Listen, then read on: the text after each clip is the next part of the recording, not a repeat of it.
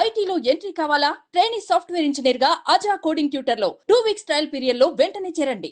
చాలా మంది ఉన్నారు కదా అమ్మతో పాటు యాక్ట్ చేసిన వాళ్ళు. అవును. ఎవరికైనా కానీ ఈ పరిస్థితి తెలిసి ఇదిగో మేము సపోర్ట్ చేస్తాము అని హీరోలు కావచ్చు, హీరోయిన్లు కావచ్చు, ఎన్టీఆర్ గారు, ఏఎన్ఆర్ గారు, సావిత్రి గారు, ఎంతమంది ఉన్నారు, సూర్యకాంతం గారు, జగ్గయ్య గారు, శోభన్ బాబు గారు, ఇలాంటి వాళ్ళు ఎవరు, అల్లు రామలింగయ్య గారు.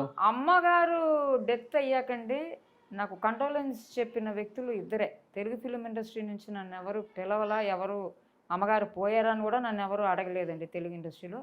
మమ్మీ పోయిన రోజు నైట్ 8:45, నాకు ఆ టైం బాగా గుర్తుంది. శోభన్ బాబు గారు ఫోన్ చేశారు. నేనే సర్ప్రైజ్ అయ్యాను. శోభన్ బాబు గారు, అవునమ్మా నేనే మాట్లాడుతున్నాను, అమ్మగారు పోయారని విన్నాను, నీకెప్పుడు ఎట్లాంటి సపోర్ట్ కావాలన్నా, ఏ హెల్ప్ కావాలన్నా నువ్వు హెసిటేట్ చేయొద్దు, నాకు ఫోన్ చేసి డైరెక్ట్గా నువ్వు రా, నేను ఏమైనా చేస్తాను అమ్మగారి కోసం, నీకు నేను ఒక్కదాన్నే ఉన్నాను నువ్వు అనుకోవద్దు, ఎందుకంటే నువ్వు అమ్మగారికి ఒక్కదానివే బిడ్డవని నాకు తెలుసు, ఇంకెవరు అక్కడ సపోర్ట్ లేరని తెలుసు, నువ్వు ఫోన్ చేసి నా దగ్గరికి రా, నేను తెలుగు ఇండస్ట్రీ నీతో ఉందని అనుకో, నేను ఉన్నాను, నేను ఏం చేయాలన్నా నేను చేస్తానమ్మా, నువ్వు హెసిటేట్ అవ్వద్దు అన్నారు. మరుసటి రోజు మార్నింగ్ వచ్చి నాకు ఇంకో సర్ప్రైజ్, అల్లు రామలింగయ్య గారు వచ్చారు. ఆయన వచ్చి ఒక 1 అవర్ కూర్చొని అతను మాట్లాడి, ఆయన చిన్నప్పుడు చూసేవారు, నేను హాలిడేస్ అప్పుడు మమ్మీతో గోల్ పెట్టి షూటింగ్కి వెళ్ళేదాన్ని కదా, నువ్వు అల్లరి చేసి వచ్చేదాను కదా మీ అమ్మతో షూటింగ్ చూడాలని చెప్పేసి ఆయన చాలా బాధపడ్డారు. ఆవిడ అంత మంచి ఆర్టిస్టు, నాకు ఒక ఫ్రెండ్ ఆవిడ అని చెప్పి ఒక వన్ అవర్ దాకా మాట్లాడారండి నా దగ్గర. మాట్లాడి రామలింగయ్య గారు వీళ్ళిద్దరే కానీ తెలుగు ఇండస్ట్రీ నుంచి ఒక కండోలెన్స్ కూడా నాకు ఎవరూ చెప్పాలి. ఆవిడ ఇన్ని పిక్చర్లు చేసింది.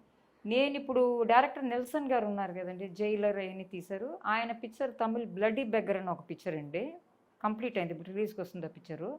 శివబాలన్ గారు డైరెక్టర్, కవిన్ గారు హీరో. అందులో చాలా ఒక పవర్ఫుల్ రోల్ చేస్తున్నాను నేను చేస్తున్నాను. సో అక్కడ వచ్చి కొంతమంది తెలుగు పీపుల్ ఉన్నారు ఆ టీంలో. వాళ్ళు అడిగారు నన్ను, అమ్మ ఫిలిం నగర్లో ల్యాండ్ ఉందా మీ అమ్మకు అన్నారు. చెప్పండి లేదండి అదంతా ఏమీ లేదు అని. అదేంటి మీ అమ్మగారికి ల్యాండ్ ఇవ్వకపోవడం ఏంటి ఫిలిం నగర్లో, నువ్వు ఫాలో అప్ చేసి ఎవరన్నా అడగవా నువ్వు అని అడిగారు.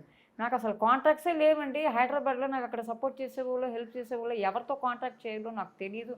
లేదమ్మా ఇప్పుడు కూడా ఏం లేదు, ఎవరిని కాంటాక్ట్ చేయాలో చేసి చెప్పిట ఫిలిం నగర్లో కూడా మా అమ్మగారికి ఏమీ ఇవ్వలేదు అని చెప్పండి. తెలుగు ఇండస్ట్రీ వచ్చి మమ్మీకి ఏం చేయలేదండి, లాస్ట్ డేస్లో చేయలే. ఆవిడ తరపు నేను ఉన్నాను, నాకు ఏమీ చేయలే, ఎందుకో నాకు తెలియదు.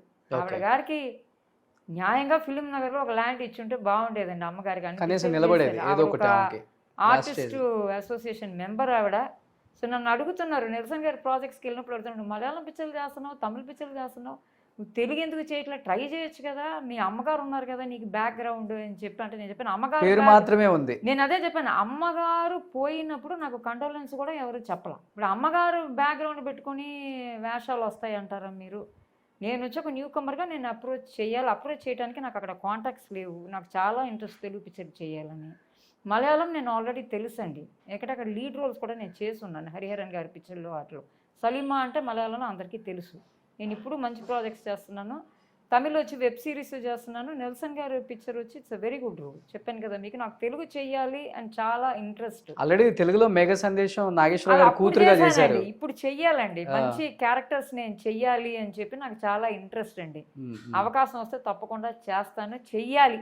ఓకే, నాకు తెలుగు ఫిల్మ్ ఇండస్ట్రీ సపోర్ట్ చెయ్యాలని నా చేస్తారు.